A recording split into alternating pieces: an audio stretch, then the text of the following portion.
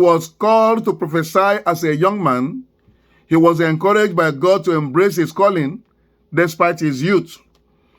Lastly, we also have the example of Timothy. Timothy was Paul's young protege, empowered by Paul to lead with confidence and integrity. He said, "Don't let anybody despise your youth." Now, let's look at why money is calling for younger leaders to be encouraged. First, churches that empower younger leaders, they gain fresh perspectives. They stay connected to societal trends and develop resilience. They are good because they are future ready. They have people that will take over. They have people that will connect to the rest of the world. Many churches led only by the elderly have today lost touch with their growing populations in their communities. Very often, we tend to isolate ourselves in our churches and think that we are the only ones going to heaven. We don't like to encourage or even investigate new trends because it's not in the Bible. Is it in the Bible that you use this kind of equipment for preaching? Is it in the Bible that you use projectors to show people what you are saying? It's not in the Bible. But if you are looking for only the things that are in the Bible, then you will lose the world that you have been asked to reach out to. So sometimes when the youth come with these new innovations, elderly church leaders tend to think that this is worldly. Well, it is not. We must carry our young people and their generation along because they are the ones who will take over from us. And you know that we have seen some firebrand churches in Nigeria led by young leaders. And these firebrand churches, they are growing sporadically because they trust, the youth trust and they embrace them. And they also embrace the youth. And you will see movements that are going in tens of thousands of churches led by very young people who are not doing badly. They may not be like your own church, but God has not intended that every church must be the same. Another thing we get from the young leaders is innovation. Young leaders bring innovative ideas and insights into new technologies and cultural shifts. This is lacking in churches led by elderly men and women. Another thing we find when young leaders are put in place is growth. Investing in young leaders creates a culture of growth and learning within the church. And when a young leader is in place, he usually will attract young people like him from outside, from his school background, from his community, from his social circles. You will see younger people, coming into the church. Next is that when young leaders are in place, the church is secure. The future of the church is secure. Developing young leaders ensures a pipeline of skilled individuals ready to take on leadership roles. And this is what secures the church's future. There are many churches where the elders are so old. Sometimes, like I said, they are afraid of losing relevance if they hand over. Sometimes, however, it is because they have not really trained anybody to take over.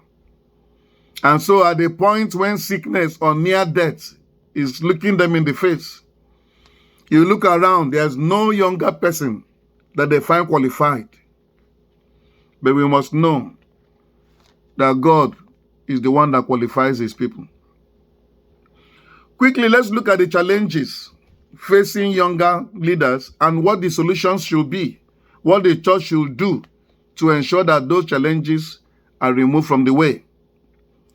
Young leaders often face various challenges, including limited experience, lack of mentoring, and difficulty in navigating church bureaucracy.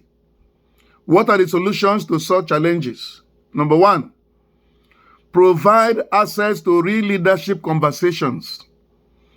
If the elderly leaders give opportunity to the younger ones, not to preach down on them, but to have conversations, to listen. We must allow younger leaders to observe and participate in important meetings and discussions. Does your church board have a younger leader? If not, how will they know what the church board does when the lot falls on them to work for the church? This consultation you came to now, how many younger leaders did you come with? How are we going to envision them if we don't make it possible for them to be in the spaces where we go to? Number two, encourage mentorship and guidance. You must connect young leaders with experienced mentors who can provide support and guidance. And this is an intentional activity.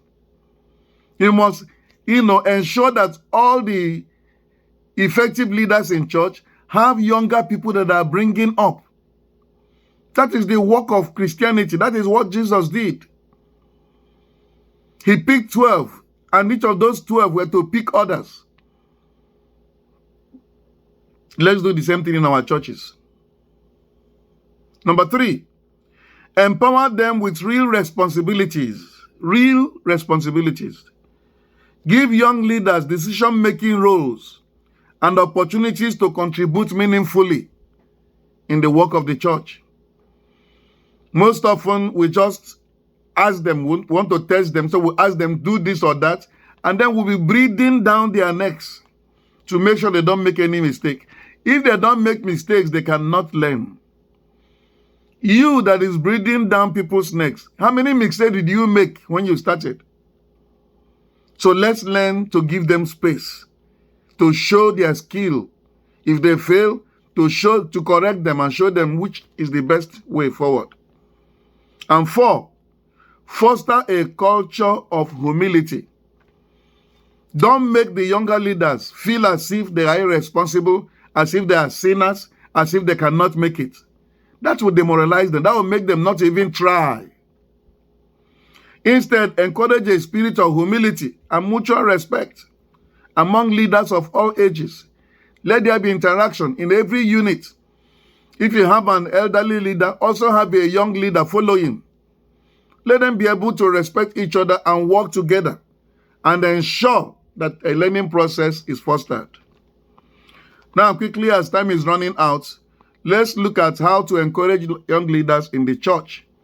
How do we encourage the young leaders in the church? Number one, pray for them.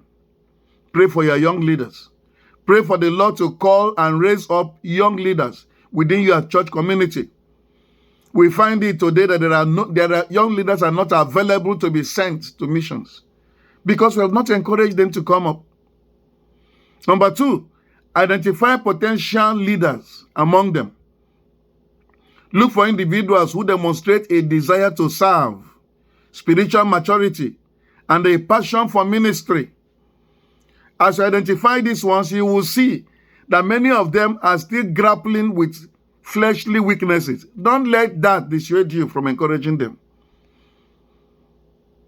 It wasn't different in our own time and cases. But look at you today. Their story will not be different. They will grow. Number three, invest in their development. Provide training, mentoring, and opportunities for growth. Don't dismiss them because of their weaknesses. Remember where you yourself used to be. Number four, give and receive feedback from them. Create a culture of open communication and feedback. Allow young leaders to learn and grow. Many of our churches have situations where it's very impossible to see the leader. How will you be able to teach anybody if they cannot see you, they cannot communicate with you? And finally, trust and delegate.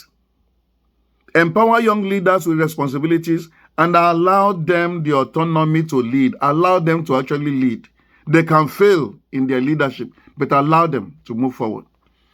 In conclusion, by embracing intergenerational leadership and intentionally empowering younger leaders, the Nigerian church can strengthen her mission and better reach and disciple future generations. This is where we're going to. Let us trust God's ability to use young people in powerful ways, remembering that God doesn't call the qualified, He qualifies the called. And finally, by doing so, the church can continue to be a force for God in the world, with each generation building on the foundation of the previous one, and all working together to glorify God and advance His kingdom, especially in Rivers State of Nigeria. Thank you so much. Go home and put something new into practice.